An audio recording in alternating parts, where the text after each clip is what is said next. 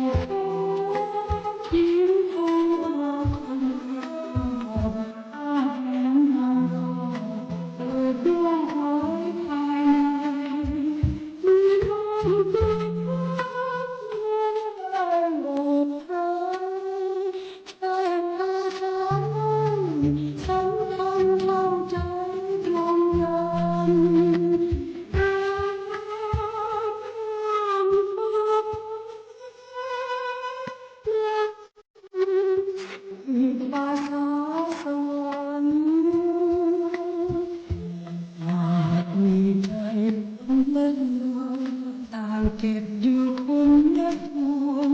ไม่ห่วงความรักแม้จะคนละฟ้าห่างไกลกันมากแต่ก็ฟ้าเดียวกันรักข้ามฟ้าข้ามมาผูกพันผูกใจรักมันสมให้เป็นดวงเดียว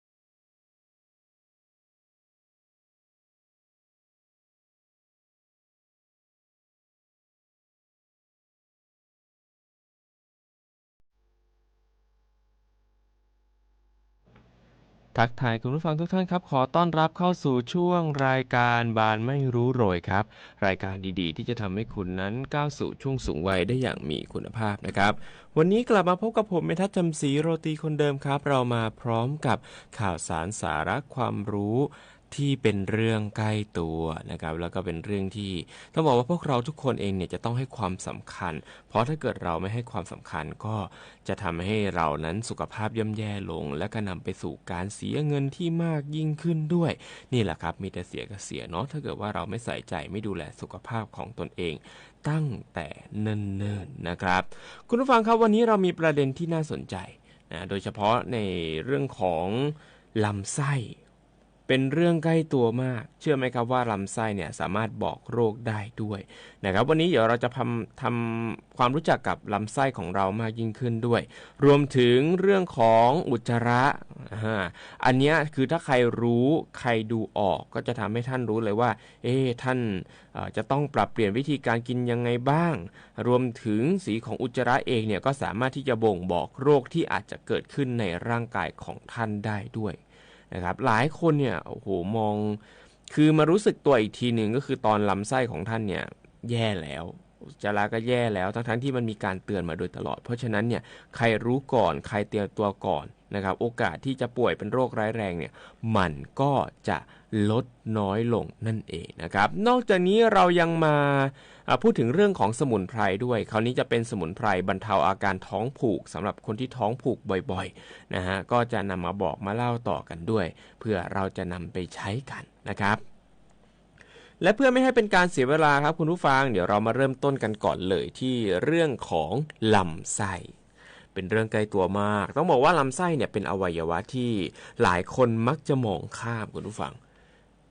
เพราะว่าบางคนก็อาจจะเห็นความสำคัญให้ความสำคัญกับเรื่องของสมองเรื่องของหัวใจเรื่องของตับเรื่องของปอดมากกว่าแต่ความจริงแล้วนะคุณผู้ฟังครับ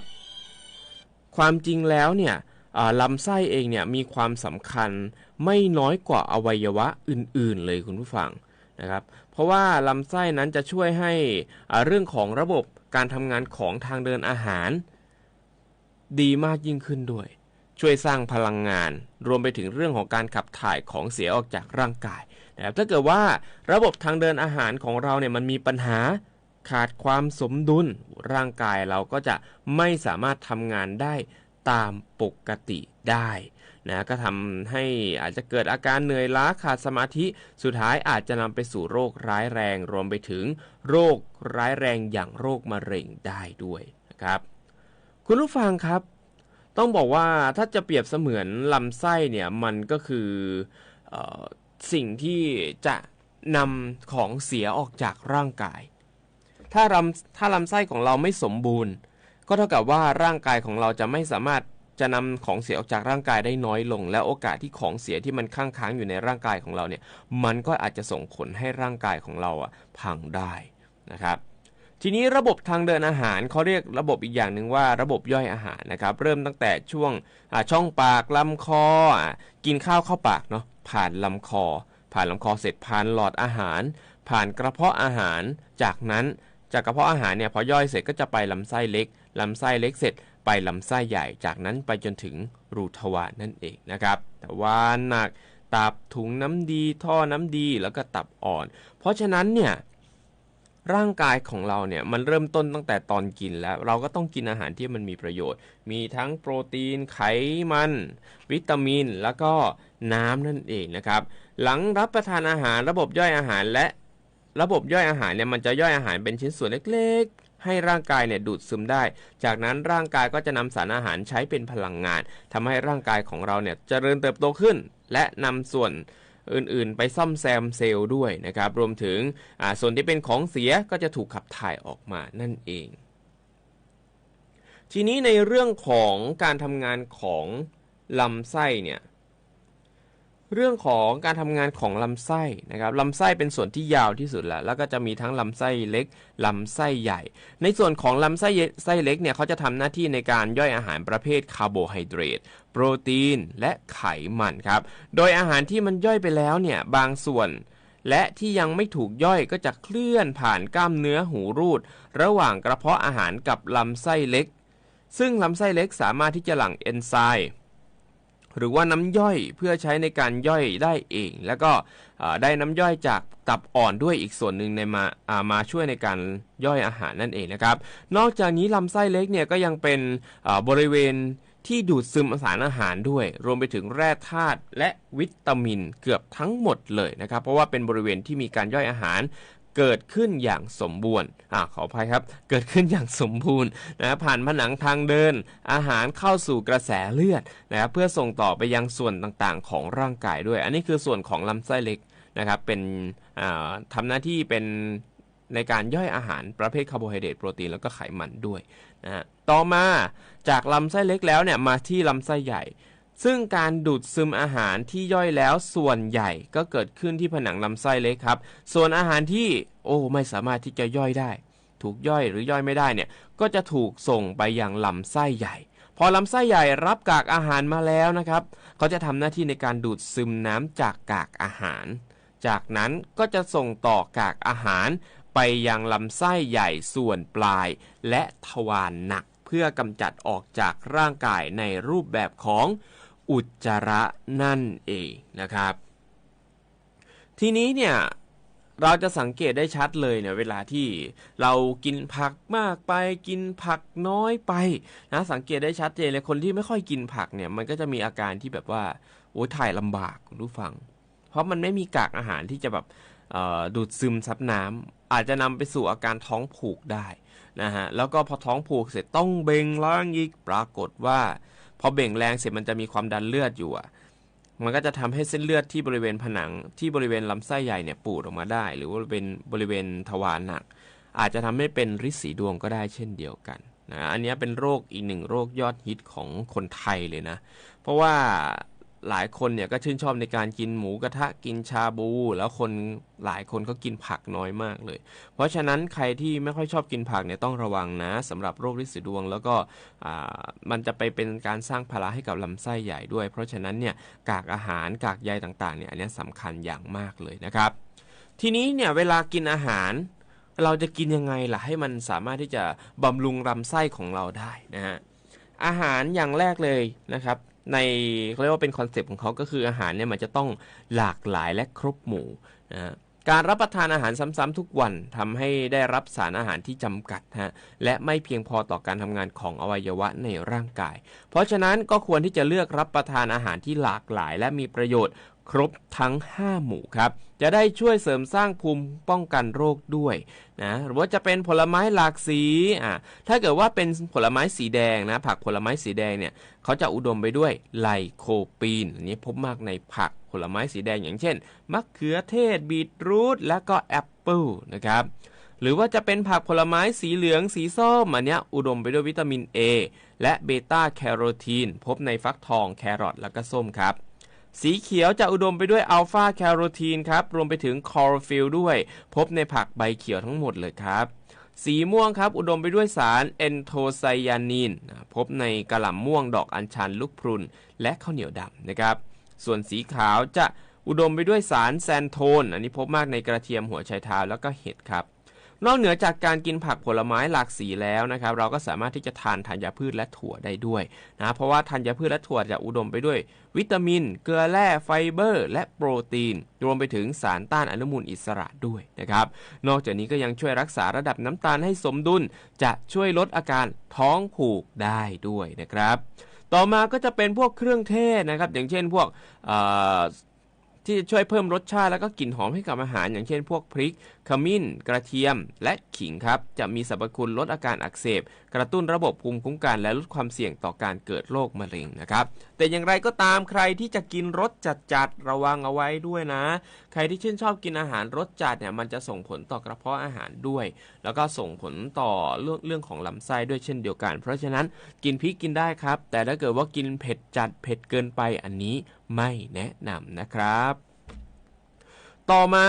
เมื่อกี้เราพูดไปแล้วเรื่องของอาหารที่ดีต่อลำไส้ต่อมาเรามาพูดถึงอาหารที่ไม่ดีต่อลำไส้กันบ้างมีอะไรบ้างอย่างแรกนะครับเนื้อแดงและอาหารแปรรูปไหนถามตัวเองซิว่าเราเรื่องของการบริโภคเนื้อแดงรวมถึงอาหารแปรรูปโดยเฉพาะอาหารแปรรูปเราบริโภคกันเยอะไหมต่อวันนะฮะ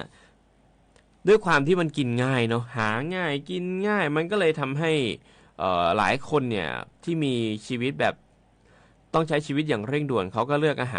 ที่จะกินอาหารแปรรูปนี่แหละนะฮะซึ่งการที่เราบริโภคทั้งอาหารแปรรูปรวมไปถึงเนื้อแดงในปริมาณมากเนี่ยเป็นประจำจะทำให้เกิดการอักเสบเรื้อรังและอาจจะกลายเป็นมะเร็งลำไส้ใหญ่ได้ด้วยนะครับทั้งนี้อาหารแปรรูปส่วนใหญ่เนี่ยเขาจะมีความเค็มจัดครับส่งผลให้ความดันเลือดสูงด้วยเช่นเดียวกันนะครับยกตัวอย่างเช่นอาหารที่ร้านสะดวกซื้อเจ้าหนึ่งอันนี้เราไม่ขอระบุแล้วกันนะในช่วงก่อนโควิด -19 เนี่ยผมเป็นคนหนึ่งนะที่ชื่นชอบในการกินพวกโบโลน่าพวกไส้กรอกนะฮะเพราะว่ามันไม่ได้เค็มเกินไปตอนนั้นแต่ปรากฏว่าพอช่วงโควิด -19 ที่ผ่านมาเนี่ยตั้งแต่ระบาดใหม่ๆเลยกลายเป็นว่าอาหารแปรรูปในห้างสะดวกซื้อนั้นน่ะร้านสะดวกซื้อนั้นน่ะเฮ้ยมันเค็มขึ้นคุณผู้ฟังมันเค็มขึ้นบางทีเรารู้สึกว่ามันเค็มเกินไปหรือเปล่าตั้งแต่นั้นมาผมไม่บริโภคเลยนะเพราะว่าเรารู้สึกว่าส่วนหนึ่งที่เขาเพิ่มความเค็มเข้ามาเนี่ยอาจจะเป็นเพราะว่าเขาอยากจะให้อาหารอยู่ได้นานๆหรือเปล่าเพราะว่าเรื่องของการขนส่งเรื่องของอะไรเนี่ยมันทำได้ยากขึ้นต้นทุนแพงขึ้นเพราะฉะนั้นการที่ไปเพิ่มสัดส่วนโซเดียมเพิ่มขึ้นในอาหารแปรรูปนั้นเนี่ยเพื่อแลกกับอาหารแปรรูปที่จะอยู่ได้นานขึ้นเนี่ยเขาก็อาจจะพิจารณาทำแบบนั้นก็เป็นไปได้เพราะฉะนั้นถ้าเลือกได้อยากจะให้คุณผู้ฟังเนี่ยเลือกทานอาหารสดจะดีกว่านะครับเรื่องของการทานอาหารแปรรูปลดได้ก็อยากจะให้ลดนะครับโดยเฉพาะอาหารแปรรูปที่มีความเค็มค่อนข้างเยอะนะฮะนอกเหนือจากเนื้อแดงและอาหารแปรรูปแล้วที่ต้องงดทานเลยเนี่ยก็จะมีอาหารที่มีไขมันสูงส่งผลให้น้ำหนักตัวเกินความดันโลหิตสูงและอาจจะเป็นโรคหัวใจได้อย่างเช่นพวกเนื้อติดมันไขมันสัตว์เนยแล้วก็กะทิอันนี้ต้องงดได้ขอให้งดนะครับเลี่ยงได้ขอให้เลี่ยงอาหารทอดหรือว่าปิ้งย่างเอาใครที่ชอบในการกินหมูกระทะนะโดยเฉพาะใครที่มีความคิดว่าเฮ้ยเราจะต้องปิ้งย่างให้มันไม่เกรียมเลยมันจะได้รีนเอาไขมันออกอันนี้เป็นความเชื่อเป็นความคิดที่ผิดนะ คนที่กินปิ้งย่างนิยมกินแบบไม่เกรียมกรอบๆนะหรือว่าบางทีเราไปกินอาหารทอดเราก็ไม่รู้ว่าเขาใช้น้ำมันทอดซ้ำไปกี่น้ำมันแล้วส่วนใหญ่ก็จะไม่ควรที่จะเกิน2ครั้งก็ควรที่จะเปลี่ยนน้ำมันใหม่ได้แล้วนะฮะเพราะว่าสิ่งเหล่านี้มันอาจจะเป็นสารก่อมะเร็งได้ด้วยนะฮะต่อไปก็คืออาหารที่ขึ้นราได้ง่ายอาหารแห้งที่ขึ้นราได้ง่ายก็จะมีพวกพริกแห้งกระเทียมและถั่วลิสงนะครับตอนนี้ก็คือในบรรดาสื่อโซเชียลก็มีนักวิทยาศาสตร์เขาก็TikToker เขาก็มาส่องให้ดูว่าพริกแห้งเนี่ยจริงๆมันมีอะไรบ้างพริกแห้งที่เก็บรักษาไม่ถูกวิธีนะคุณผู้ฟังนะมันจะมีเชื้อราอยู่ข้างในพริกแห้งเพราะฉะนั้นก่อนนำมาประกอบอาหารต้องดูให้ดีด้วยนะครับรวมไปถึงกระเทียมด้วยนะครับควรสังเกตให้แน่ใจก่อนว่าไม่มีราก่อนที่จะนำมาปรุงอาหารครับต่อไปอาหารที่สุกๆดิบๆนะครับอาหารดิบหรือว่าอาหารที่ปรุงแบบกึ่งสุกกึ่งดิบเนี่ยอาจจะทำให้เราติดเชื้อพยาธิได้แล้วก็มีปัจจัยเสี่ยงที่อาจจะทำให้เกิดการอักเสบเรื้อรังและกลายเป็นมะเร็งในที่สุดนะครับสุดท้ายก็คือเรื่องของแอลกอฮอล์ลดได้ก็ขอให้ลดนะครับอันนี้คนจัดรายการเองก็ต้องเรียนตรงๆว่าเราก็มีดื่มบ้างแต่เราไม่ได้ดื่มทุกวันนะเราดื่มตามโอกาสนะฮะแล้วก็ไม่ได้ดื่มจนหัวราน้ำนะเดือนนึงเนี่ยประมาณ2ครั้งได้นะเดือนนึงประมาณ2ครั้งได้เพราะฉะนั้นใครที่ดื่มทุกวันอยากจะให้พิจารณาลดลงนิดนึงลดลงหน่อยนะก็ค่อยทยอยลดลงนะจะได้ช่วยประหยัดตังค์ในกระเป๋าด้วยแล้วก็ทำให้สุขภาพนั้นดีขึ้นด้วยนะครับแอลกอฮอล์การที่เราบริโภคแอลกอฮอล์เนี่ยมันมีความเชื่อมโยงกับมะเร็งลำไส้แล้วก็ทวารหนักด้วยนะครับการหลีกเลี่ยงเครื่องดื่มแอลกอฮอล์ก็จะได้ช่วยลดความเสี่ยงโรคมะเร็งลำไส้แล้วก็ทวารหนักได้ด้วยเช่นเดียวกันนะครับทีนี้เนี่ยจริงๆแล้วการทำงานของลำไส้เนี่ยถ้ามันเปลี่ยนแปลงไปเล็กน้อยมันก็จะส่งผลกระทบต่อสุขภาพได้เลยโดยเฉพาะใครที่รู้สึกว่ามีภาวะท้องเสียสักพักท้องผูกท้องเสียท้องผูกเวลาถ่ายก็ถ่ายไม่สุดถ่ายออกมาแล้วปรากฏว่ามีเลือดปนออกมานะเป็นสีชมพูเลยก็มีหรือว่าพอถ่ายเสร็จปุ๊บมีเลือดหยดออกมาที่รูทวารหยดออกลงมาอันเนี้ยต้องไปพบแพทย์นะสังเกตดูให้ดีนะฮะถ้ามีอาการพวกเนี้ยส่วนใหญ่ก็จะเป็นพวกลำไส้อักเสบฤทธิ์สีดวงทวารเนี่ยบางคนเนี่ยถ้าเกิดว่าน้ำหนักลดลงโดยไม่ทราบสาเหตุอันเนี้ยอาจจะมีโอกาสเป็นโรคร้ายแรงได้นะอย่างฤทธิ์สีดวงทวารนะครับมันเกิดจากการโป่งพองของหลอดเลือดดำบริเวณทวารหนักนะครับก็พบได้ในภาวะคนที่มีภาวะท้องผูกท้องเสียเรื้อรังท้องผูกบ่อยๆสักพักก็ท้องเสียท้องผูกอีกแล้วอย่างเงี้ยมันทำให้เกิดอาการเจ็บปวดคันแสบร้อนและมีเลือดไหลขณะขับถ่ายอันนี้สร้างผลกระทบอย่างมากเลยต่อการใช้ชีวิตใครที่โชคดีเจอก่อนตรวจเจอก่อนก็จะรู้ก่อนนะฮะแล้วก็คนที่มีโอกาสเป็นฤทธิ์สีดวงทวารเนี่ยตอนที่ถ่ายหนักออกมาเนี่ยมันจะเป็นสีชมพูเป็นเลือดสดเลยนะเป็นเลือดสดเลยนะครับบางคนก็จะเริ่มมีตุ่มๆเขาเรียกว่าเป็นอะไรนะเป็นก้อนนิดนึงที่บริเวณรูทวารบางคนก็ไม่เห็นไม่มีอาการแต่ว่าพอเวลากินเผ็ดปุ๊บเนี่ยมันมาทุกทีอย่างเงี้ยก็มีมันอาจจะเกิดที่บริเวณปลายลำไส้ใหญ่ก็เป็นไปได้เพราะฉะนั้นถ้าเกิดว่าเราเนี่ยไม่ค่อยกินผักเรามีอาการท้องผูกท้องเสียสลับกันแบบบ่อยมากอันนี้ควรพิจารณาเรื่องของการกินของตนเองแล้วว่ากินอาหารอะไรที่มันไม่ดีต่อลำไส้หรือเปล่านะฮะอย่าปล่อยทิ้งเอาไว้นะใครที่ถ่ายออกมาแล้วเป็นเลือดแล้วเนี่ยโอ้โหพอเห็นแล้วปุ๊บใจไม่ดีแล้วไปหาคุณหมอจะดีที่สุดคุณหมอเขาก็จะให้ยามานะฮะหรือว่า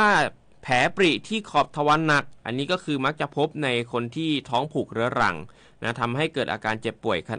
วดขณะขับถ่ายแล้วก็มีเลือดออกขณะขับถ่ายด้วยนะครับมีอาการต่อเนื่องเป็นหายเป็นระยะเวลายาวนานนะครับลำไส้อักเสบก็เกิดจากการอักเสบของระบบทางเดินอาหารเรื้อรังถ้าเกิดว่าเราปล่อยทิ้งเอาไว้เนี่ยอาจจะทำให้ลำไส้เสียหายได้ด้วยนะครับ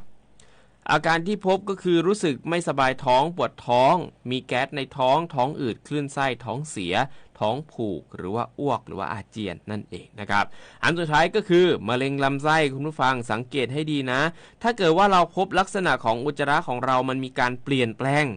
สีเข้มถ่ายก็รู้สึกถ่ายไม่สุด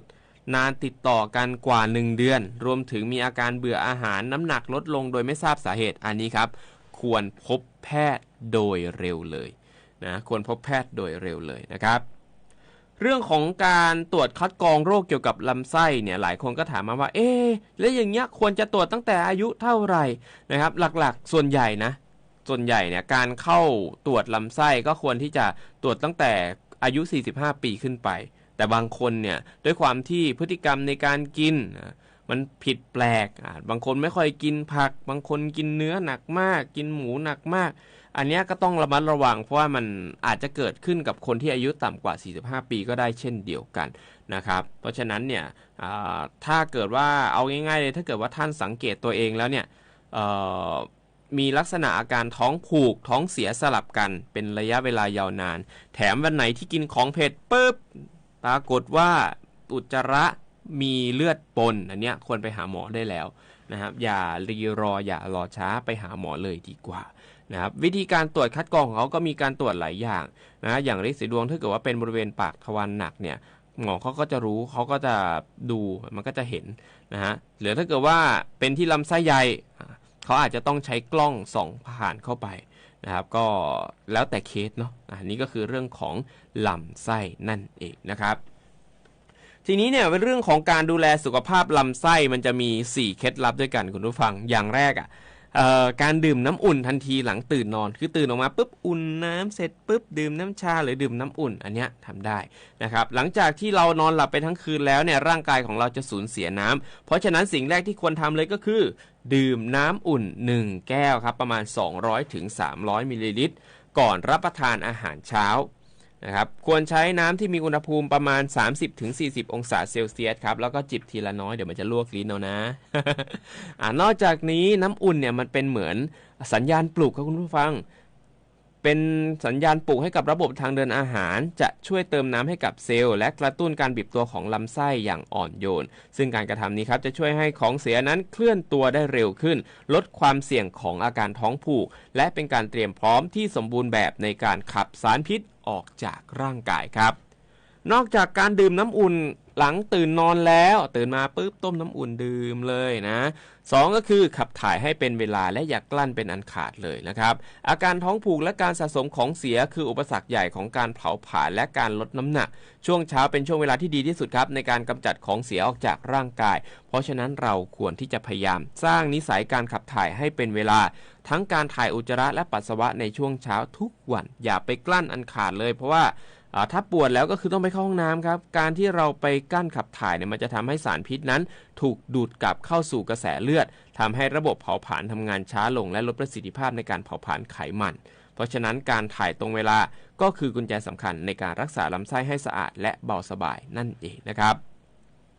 การกินอาหารให้ตรงเวลาโดยเฉพาะอาหารเช้านะครับรวมถึงมีคุณค่าสารอาหารครบถ้วนต้องบอกว่ามื้อเช้าเป็นมื้อที่สำคัญที่สุดนะเพราะว่ามันจะช่วยปลุกกระบวนการเผาผลาญ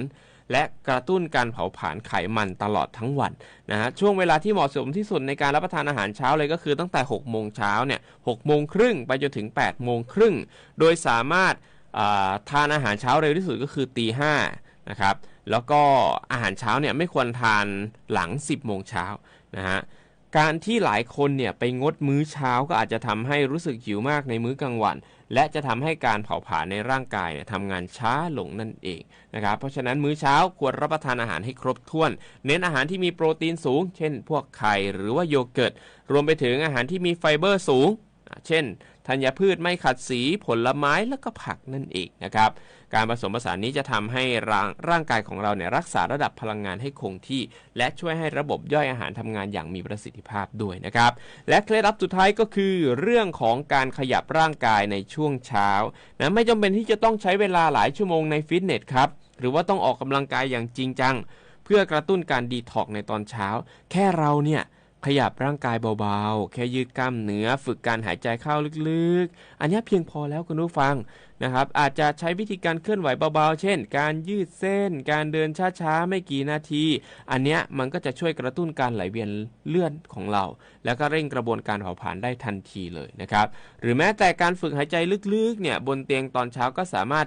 เพิ่มการส่งออกซิเจนไปยังเซลล์และปรับปรุงการทำงานของระบบหายใจได้ด้วยรวมถึงกระตุ้นการทำงานของอวัยวะภายในได้ดีนะครับอันนี้ถือว่าเป็นเรื่องที่ดีและเป็นเรื่องที่เราควรทำในทุกๆวันนั่นเองนะครับทีนี้เนี่ยมาถึงเรื่องของอุจจาระ วันนี้จะมาพูดเพิ่มเติมว่าการที่เราสังเกตอุจจาระเนี่ยเราสังเกตอย่างไรลักษณะอุจจาระแบบไหนที่มันจะบ่งบอกโรคอะไรได้บ้างนะครับลองสังเกตเวลาท่านถ่ายตอนเช้านะไม่ต้องไม่ต้องแหวกคุณผู้ฟังอันนี้มันเป็นเรื่องใกล้ตัวที่เราต้องรู้นะถ้าเกิดว่าสีอุจจาระมีสีน้ำตาลและเหลืองอันเนี้ยเขาเรียกว่าเป็นสีอุจจาระของคนสุขภาพดีครับการทำงานของระบบย่อยและระบบทางเดินอาหารเป็นปกติครับอุจจาระจะมีสีที่ค่อนข้างไปทางสีน้ำตาลอาจจะเกิดจากน้ำดีในตับที่มันทำหน้าที่ระหว่างย่อยอาหารแต่ถ้าเกิดว่าเป็นสีเหลืองจางๆมีความมันและมีกลิ่นเหม็นอันเนี้ยมันอาจจะเกิดจากไขมันส่วนเกินที่อยู่ในอุจจาระด้วยอันเนี้ยแสดงว่าใครที่มีอุจจาระเป็นสีเหลืองๆจางๆมีกลิ่นเหม็นอันเนี้ยอาจจะบ่งบอกได้ว่าน้ำดีของท่านอาจจะมีปัญหาแล้วหรือว่ามันเป็นสัญญาณของร่างกายของเราเนี่ยมันน่าจะผิดปกติในระบบย่อยหรือว่าระบบดูดซึมอาหารของลำไส้ถ้าเกิดว่าเรามีอาการถ่ายเป็นสีเหลืองจางๆมีความมันแล้วก็มีกลิ่นเหม็นนานๆเนี่ยติดต่อกันหลายวันควรไปพบแพทย์จะดีที่สุดนะครับบางคนถ่ายอุจจาระเป็นสีเขียวไม่ต้องตกใจนะไม่ต้องตกใจการที่อุจจาระเป็นสีเขียวนะครับมันเกิดจากการรับประทานผักใบเขียวปริมาณมากอาจจะทำให้จุดอุจจาระนั้นเป็นสีเขียวแต่ถ้าอุจจาระเป็นสีเขียวแล้วแถมถ่ายเหลวอีกต่างหากอันนี้อาจจะเป็นอาการเริ่มต้นของโรคท้องร่วงนะครับหรือว่าอาจจะเกิดจากการทานยาบางชนิดก็เป็นได้นะครับต่อมาอันนี้คือต้องดูแล้วนะอุจจาระสีดำคุณผู้ฟังอุจจาระสีดำเนี่ยเป็นสัญญาณเตือนนะว่ามันมีเลือดออกในระบบทางเดินอาหารส่วนต้นโดยเฉพาะหากอุจจาระของเรามีสีดำเข้มเหมือนยางมะตอยอันเนี้ยไม่ต้องมานั่งภาวะพะวงไปหาแพทย์เลยไปหาหมอจะดีที่สุดนะครับเพื่อที่จะให้หมอเนี่ยตรวจระบบทางเดินอาหารและยิ่งไปกว่านั้นถ้าเกิดว่าเราอุจจาระเป็นสีดำบ่อยๆโดยที่ไม่ทำการรักษานั่นหมายความว่าคุณอาจกำลังเผชิญอยู่กับมะเร็งลำไส้ใหญ่ได้นะครับแต่บางกรณีสีดำของอุจจาระก็อาจจะเกิดจากการทานอาหารหรือว่ายาบางชนิดด้วยอย่างเช่นกินตับเยอะหรือว่าเลือดนะรวมไปถึงข้าวเหนียวดำนะลูกหม่อนยาบำรุงเลือดที่มีธาตุเหล็กหรือว่ายาแก้ท้องเสียบางชนิดนะครับเพราะฉะนั้นต้องสังเกตดูให้ดีๆนะต่อมาอุจจาระสีแดงถ้าเกิดว่าอุจจาระออกโทนแดงส่วนใหญ่มันเกิดจากการกินอาหารประเภทพวกบีทรูทกระเจี๊ยบมะละกอแตงโมหรือว่าเครื่องดื่มสีแดงในปริมาณที่มากนะครับแต่ถ้าเกิดว่าอุจจาระเนี่ยมีสีแดงมีเลือดปนด้วยนะฮะอาจจะเกิดจากฤทธิ์สีดวงทวารได้หรือว่าอาจจะเป็นสัญญาณของการมีเลือดออกที่บริเวณทางเดินอาหารส่วนล่างอย่างเช่นถุงผนังลำไส้อักเสบหรืออาจจะมีเนื้องอกด้วยนั่นเองนะครับต่อมาอุจจาระสีเทาเข้มถ้าอุจจาระสีเทาเข้มเนี่ยอาจจะเกิดจากการที่เรามีเลือดออกในระบบทางเดินอาหารส่วนต้นหรือรับประทานธาตุเหล็กบำรุงเลือดเช่นเดียวกับอุจจาระสีดำนั่นเองแต่หากเป็นสีเทาอ่อนคล้ายขี้เถ้าอันนี้คือสัญญาณเตือนถึงว่าเราอาจจะเป็นภาวะตับหรือตับอ่อนมีปัญหาถ้าเป็นสีเทาอ่อนคล้ายขี้เถ้านะอันนี้อาจจะมีภาวะตับหรือว่าตับอ่อนมีปัญหานะครับเนื่องจากการที่อุจจาระเป็นสีเทาอ่อนจางเกือบขาวเนี่ยมันอาจจะชี้ว่าท่อน้ำดีอุดตันหรือเปล่าก็จะทำให้อุจจาระนั้นขาดน้ำดีหรือว่ากำลังมีปัญหาที่ตับอ่อนรวมไปถึงอาจจะเกิดผลข้างเคียงจากการรับประทานยาบางชนิดมากเกินไปด้วยนะครับนอกเหนือจากสีอุจจาระที่เราต้องรู้แล้วต้องดูถึงเรื่องของลักษณะด้วยนะฮะถ้าเกิดว่าลักษณะอุจจาระของเราเนี่ยมีลักษณะเป็นก้อนเล็กแข็งคล้ายลูกกระสุนหรือว่าขี้กระต่ายมีใครเคยเห็นขี้กระต่ายไหมฮะมันจะก้อนกลมๆเล็กๆนั่นแหละฮะอันนี้มักจะเกิดกับคนที่มีอาการท้องผูกเนื่องจากอุจจาระแห้งครับมันเคลื่อนผ่านลำไส้ได้ยากหรืออาจจะเป็นเพราะว่าอุจจาระเนี่ยมันค้างอยู่ในลำไส้เป็นเวลานานสาเหตุก็เป็นเพราะว่าเราเนี่ยไปรับประทานอาหารที่มีกากใยไม่เพียงพอครับดื่มน้ำก็น้อยหรือรับประทานยาที่ส่งผลให้ท้องผูกถ้าเกิดว่าเราไม่รีบแก้ไขอันนี้อาจจะทำให้เรามีอาการท้องผูกเรื้อรังและอาจจะกลายเป็นมะเร็งลำไส้ใหญ่ได้ในที่สุดครับบางคนลักษณะอุจจาระเป็นก้อนเล็กๆหลายก้อนรวมกัน คล้ายกับเอากระสุนมาโปะรวมกันนะครับมองเห็นเป็นก้อนเล็กๆแข็งๆมารวมกันอย่างชัดเจนเลยเป็นลักษณะของอาการท้องผูกเช่นเดียวกันนะครับควรเลือกรับประทานอาหารที่มีกากใยเพิ่มขึ้นดื่มน้ำให้พอหมั่นออกกำลังกายขยับร่างกายและอย่าเครียดจนเกินไปนะฮะอันนี้ก็จะช่วยไม่ให้อุจจาระเนี่ยกักอยู่ในลำไส้นานจนเกิดอาการท้องผูกครับหรืออุจจาระเป็นทรงรียาวคล้ายไส้กรอกมีผิวขรุขระค่อนข้างที่จะแข็งขับถ่ายได้ไม่ลำบากนักอันนี้ก็เป็นอุจจาระที่ปกติแต่ว่าเอ็นเอียงไปที่ค่อนข้างขาดน้ำเพราะฉะนั้นใครที่มีลักษณะแบบนี้เนี่ยควรดื่มน้ำให้มากขึ้นด้วยนะครับหรือว่าถ้าเป็นอุจจาระที่เป็นลำสวยผิวเรียบคล้ายกล้วยหอมไม่แข็งหรืออ่อนยุ่ยจนเกินไปนี่คืออุจจาระที่สมบูรณ์และสุขภาพดีที่สุดแสดงว่าสุขภาพของท่านดีมากสุขภาพลำไส้ก็ดีเช่นเดียวกันแต่ถ้าเกิดว่าบางคนอุจจาระแตกๆเป็นชิ้นเล็กๆขับถ่ายง่ายนะครับอันนี้ยังถือว่าเป็นอุจจาระที่มีคุณภาพดีแต่ว่าขาดสารอาหารหรือกากใยเนื่องจากการลดน้ำหนักหรือว่าบางคนอาจจะควบคุมอาหารก็อาจจะเจออุจจาระในลักษณะนี้ได้นะครับอุจจาระที่มีลักษณะกึ่งเหลวกึ่งก้อนเปื่อยยุ่ยขับถ่ายง่ายมากอันนี้คืออาการเริ่มต้นของท้องเสียหรือว่าอาจจะมีแบคทีเรียในลำไส้ไม่สมดุลนะครับแต่ถ้าเกิดว่าเราไปถ่ายเหลวบ่อยๆเนี่ยอาจจะทำให้ขาดน้ำได้หรือว่าขาดสารอาหารที่จำเป็นเพราะฉะนั้นควรรับประทานอาหารให้ครบ5หมู่รวมถึงควรเพิ่มโยเกิร์ตไปด้วยเพื่อที่จะปรับสมดุลของแบคทีเรียในลำไส้ครับถ้าเราถ่ายอุจจาระเหลวเป็นน้ำเลยนี่คืออาการท้องเสียนะครับอาจจะติดเชื้อในลำไส้เพราะฉะนั้นใครที่มีอาการนี้ควรรับประทานน้ำเกลือแร่จิบน้ำบ่อยๆหากเป็นติดต่อกันมากกว่า1วันก็ควรไปหาหมอจะดีที่สุดนะครับเพราะฉะนั้นนี่ถือว่าเรื่องของอุจจาระเนาะเป็นเรื่องที่ไม่ควรอีคุณผู้ฟังเป็นเรื่องที่ควรรู้และจำและนำไปใช้คุณผู้ฟังมันจะทำให้เรารู้ได้เลยว่าเรากินอะไรมากไปไหมกินอะไรน้อยไปไหมปรับการกินจะได้นำไปสู่สุขภาพในร่างกายที่มันดีทั้งลำไส้ไปจนถึงรูทวารเลยนะครับไปจนถึงทุกส่วนนะครับอันเนี้ยมันก็จะทำให้เรารู้ล่วงหน้าแล้วว่าเราต้องปรับปรุงวิธีการใช้ชีวิตอย่างไรบ้างนะถ้าเกิดว่าคนไม่สนใจวันข้างหน้าท่านก็อาจจะได้เป็นโรคร้ายนะหรือว่าต้องเสียตังค์มากขึ้นในการที่จะต้องไปหาคุณหมอไปตรวจสุขภาพไปโน่นนั่นนี่นะไปรักษาไม่ใช่ตรวจสุขภาพไปทำการรักษานะครับเพราะฉะนั้นใครรู้ก่อนเตรียมตัวก่อนนะเหมือนการตรวจสุขภาพก็ควรที่จะตรวจสุขภาพเป็นประจำทุกปีด้วยนะครับทีนี้มาในช่วงสุดท้ายพูดถึงเรื่องของคนที่มีอาการท้องผูกจะมีสมุนไพรอะไรมาช่วยได้บ้างนะครับสำหรับสมุนไพรที่จะช่วยบรรเทาอาการท้องผูกนะครับเขามักจะใช้สมุนไพรที่มีฤทธิ์ระบายอย่างเช่นพวกสมุนไพรที่มีรสเปรี้ยวเค็มและเมาเบื่อก็จะช่วยเพิ่มธาตุน้ำในอุจจาระได้เช่นเดียวกันมีอะไรบ้างมีมะขามแขกเนื้อในฝักคูนเกลือชุมเห็ดเทศอันนี้ช่วยได้แต่ว่าอย่ากินเยอะเกินถ้ากินเยอะเกินเนี่ยมันจะถ่ายมากเกินไปอาจจะทำให้เกิดอาการอ่อนเพลียด้วยนะครับแล้วก็หากมีการขับถ่ายแล้วก็ควรงดการใช้ยาจะดีที่สุดนะครับนอกจากนี้ยังมียาสมุนไพรที่ใช้สำหรับรักษาอาการท้องผูกด้วยที่ส่วนใหญ่จะมีรสร้อนสุขุมช่วยกระจายลมทำให้ลำไส้ทำให้อุจจาระที่อยู่ในลำไส้เนี่ยถูกพัดพาออกมาทางทวารได้ง่ายขึ้นการเบ่งถ่ายลดลงนะครับจะมีอะไรบ้างก็จะมีทั้งตำรับยาธรณีสันทคาตนะที่จะแก้ท้องผูกได้นะครับแล้วก็ยังมีประเภทแบบยาลูกกลอนธรณีสันทคาตด้วยนะครับก็รับประทานครั้งละ500มิลลิกรัมถึง1กรัมวันละ1ครั้งก่อนอาหารเช้าหรือก่อนนอนนั่นเองนะครับแต่ว่าคนที่เป็นหญิงตั้งครรภ์ผู้ที่มีไข้และเด็กเนี่ยห้ามทานเป็นอันขาดเลยนะครับนอกจากนี้ควรระวังการรับประทานร่วมกับยาในกลุ่มสารกันเลือดเป็นลิ่มและยาต้านการจับตัวของเกล็ดเลือดนะควรระวังการใช้ยาอย่างต่อเนื่องโดยเฉพาะอย่างยิ่งในผู้ป่วยที่มีความผิดปกติของตับไต